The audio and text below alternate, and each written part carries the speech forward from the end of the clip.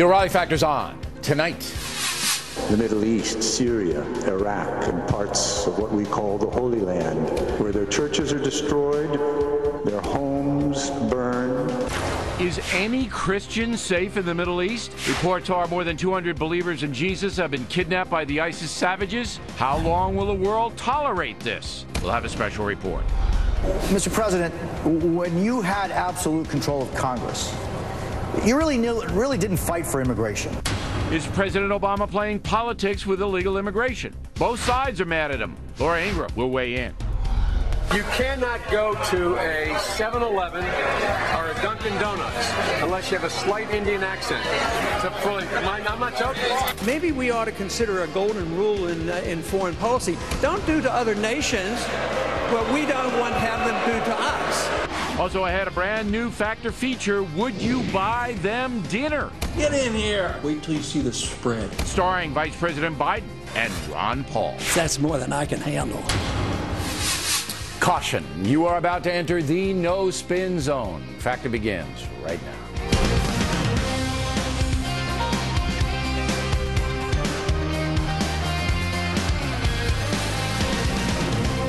Hi, I'm Bill O'Reilly. Thanks for watching us tonight. Christians in danger. That is the subject of this evening's Talking Points memo. According to the British-based Syrian Observatory for Human Rights Group, 220 Christians have recently been abducted by the ISIS savages. Of course, there's a good chance they will all be brutally executed. Simply put, the Christian minority in the Middle East is under siege by the jihadists, who believe they are mandated by their God to kill infidels. The statistics are grim. A report by Open Doors International says the following. 80% of the nations where Christians are persecuted the most are Muslim. The top 5 countries that persecute Christians are North Korea, Somalia, Iraq, Syria, and Afghanistan. Some examples of repression. The Muslim Brotherhood in Egypt has attacked churches and Christian-owned homes, looting and torching the properties. Saudi Arabia, any religion other than Islam, against the law. In Iran, authorities routinely arrest members of Christian communities. But the Christian world is largely silent in the face of the atrocities. Yes, Pope Francis did speak out after 21 Coptic Christians were beheaded in Libya by the jihadists. But there isn't an organized effort to protect Christians in the Middle East. Very disturbing. Here in the USA, the Obama administration continues to downplay the threat from the jihad. Despite ISIL, despite the visible killings that you see and how horrific they are, we are actually living in a period of less daily threat to Americans and to people in the world than normally, less deaths, less violent deaths today than through the last century. With all due respect to Secretary of State Kerry, he'd be better served by developing a strategy to neutralize the Islamic terrorists rather than attempt to provide dubious perspective. Once again, Talking Points will state that the ISIS savages are running wild because the world is a cowardly place. The jihadis know they can pretty much do anything they want, and the world will not unite against them. Shouldn't be all America. President Obama should lead, but other countries should encourage him to do that. Instead, we have a 60-nation coalition that refuses to attack ISIS where it lives, in Syria. Meantime, thousands of Christians are being slaughtered. Young children are being raped and forced into military situations. Women are being sold into slavery, and any Muslim not Sunni is a death target as well. History will record that is an unbelievable situation. And that's the memo. But later on, Charles Krauthammer and I will try to come up with a strategy to defeat ISIS. But first, our lead story tonight, reaction to the persecution of Christians. Joining us from Boston, Jessica Stern, author of the upcoming book, ISIS, The State of Terror. She also teaches at Harvard. And from Boone, North Carolina, Reverend Franklin Graham, president of the Christian relief group Samaritan's Purse. Reverend Graham, why do you think the world will not unite to stop ISIS? First, Bill, I think it's important for Muslims that are watching this program to know that we love them and pray for them, and I want Muslims everywhere to know that God loves them and He sent His Son from heaven to this earth, Jesus Christ, for them. And Bill, one of the problems that we have in the West is that our governments, especially in Washington, has been infiltrated by Muslims who are advising the White House, who I think are part of the problem. And we see this also in Western Europe. They have gotten into the halls of power. No, when you say Muslims, give me some names in Washington. I don't know any Muslim advisors to President Obama. Do you have any names?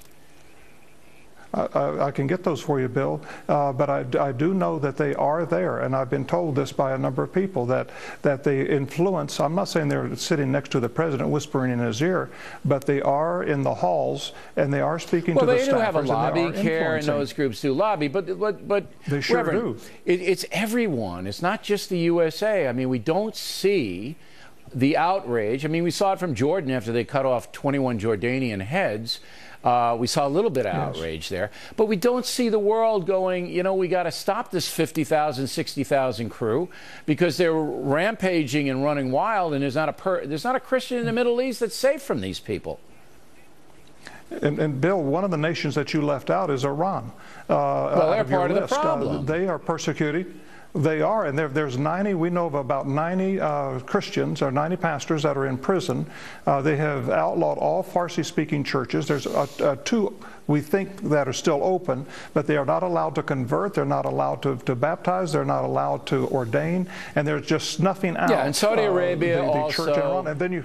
These countries are not Christian friendly at all. Now, I was looking at your book, Ms. Stern, and what is interesting there is you say that the ISIS jihadis want a confrontation. They want a ground war. They want to fight and die because they believe that once that starts, all the Muslims will rise up and fight the West. That's the basic philosophy over there, right?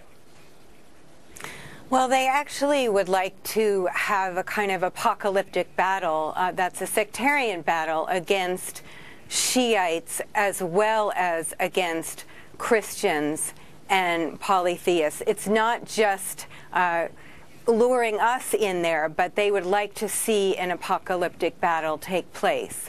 And they're committing brutality, massacres, in order to goad us into that apocalyptic battle. And I agree with that.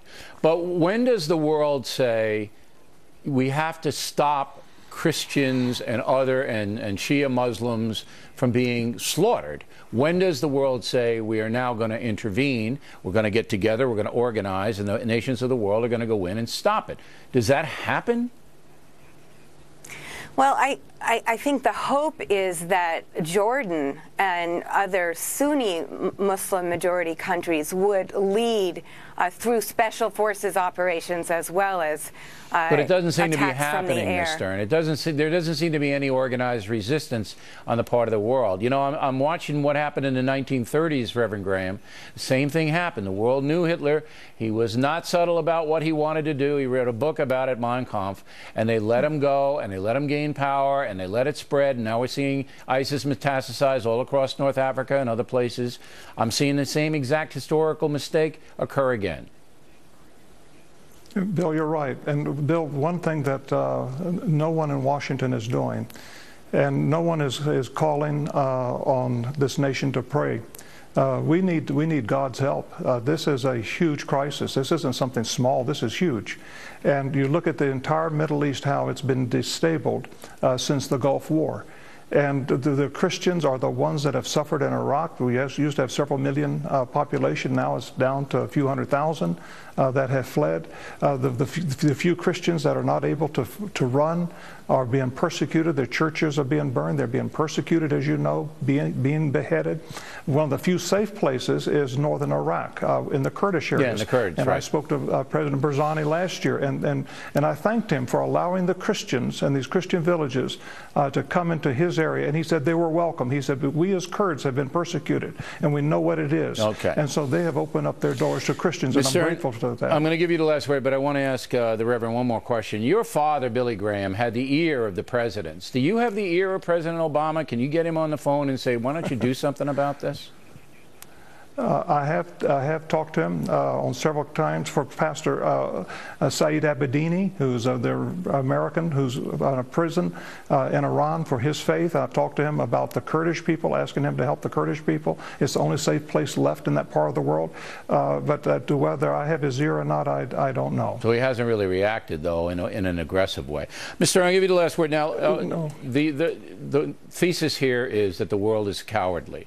The world looks away from ISIS, looks away from Putin, and they know it. They know it, and they know they can commit atrocities on a mass scale. Am I wrong?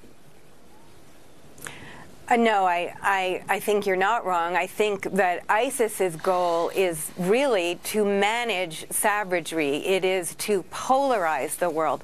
This is what they want to happen. And they know exactly how to get under our skin. Think of the beheadings. Think of raping, taking Christian children hostage. That is the best way to get under our skin. Yeah, to provoke it. But sooner or later, power is what's going to happen. Prayer is good, Reverend. I agree with you. We should all be praying. But power is the only thing that broke the Third Reich, and power is going to have to break the jihad. It's going to have to happen. Reverend, Ms. Stern, thank you. Next on the rundown, Ed Henry on whether President Obama will finally take aggressive steps against ISIS, and we'll throw in Putin as well in the discussion. And later, Gutfeld McGurk on a battle over marijuana in Washington, D.C. at the highest levels of government. We're coming right back.